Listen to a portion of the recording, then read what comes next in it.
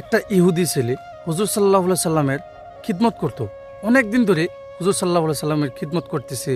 আর হঠাৎ করে হুজুর সাল্লাহ সাল্লাম দেখে যে ওই কিশোর ওইখানে আর আসে না। আর হুজুর সাল্লাহ সাল্লাম তার খোঁজ নিলেন আর বললেন যে একটা ইহুদি ছেলে না আমার কাছে আসতো, সে এখন আসে না কেন, কি হয়েছে? আর হুজুর সাল্লাহ সাল্লাম খোঁজ নিয়ে দেখেন ও অনেক অসুস্থ। তখন হুজুর সাল্লাহ সাল্লাম তার বাসাতে চলে গেলেন তাকে দেখার জন্য। আর উনি ওইখানে গিয়ে দেখে ওই ইহুদি ছেলেটা মৃত্যু শয্যায়, যান যায় অবস্থা। আর ওইখানে তার বাবা দাঁড়ানো।